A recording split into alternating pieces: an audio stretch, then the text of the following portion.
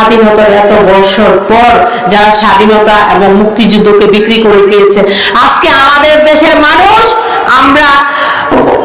আমরা ট্রিটমেন্ট পাই না। আমাদের সন্তানরা পড়াশোনা করার জন্য তাদের ঠিক মতো শিক্ষা প্রতিষ্ঠানের ব্যবস্থা নেই, এবং একটি জাতিকে ধ্বংস করে দেওয়ার জন্য পূর্ব পরিকল্পিত ভাবে যদি তাকে ধ্বংস করে দিতে হয়, সেটা তার শিক্ষা ব্যবস্থাকে ধ্বংস করে দিতে হয়, এবং সেটাই করেছিল। এবং এই শেখ হাসিনার আমলে বাংলাদেশের প্রত্যেকটা সেক্টরকে কিন্তু ধ্বংস করে দেওয়া হয়েছে।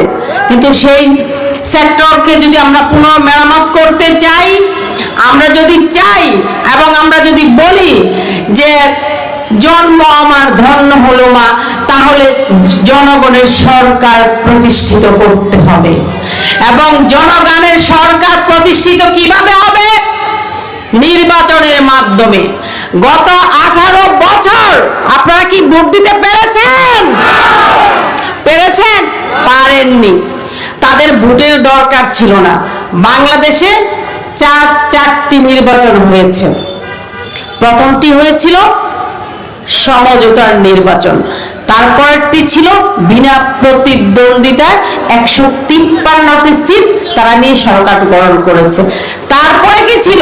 নতুন আবিষ্কার, দিনের ভোট রাতে। তারপরে আমরা দেখেছি আমি তুমি ডামি, আমাদের যে স্থায়ী কমিটির সম্মানিত সদস্য গয়েশ্বরচন্দ্র রায়, ওটাকে অন্য একটা ভাষাও নাম দিয়েছিলেন, সেই নামটা আমি এখন আমার মা বোনদের সামনে বলতে চাচ্ছি না। তো আমাদের এখানে আজকে আমরা যেই কর্মসূচির জন্য আমরা এখানে একত্রিত হয়েছি, সেই বিষয়ে আমি আপনাদেরকে কিছু কথা বলবো। বক্তব্য দেওয়ার সময় নেই, আমি বক্তব্য দিব না। আপনারা অনেকেই বলছেন স্লোগান শুনতে চান। আমি ব্যক্তিগতভাবে একটু সিক, আমার ঠান্ডা, একটু কাশি, আমি কতটুকু পারি, কিন্তু আমি চেষ্টা করব।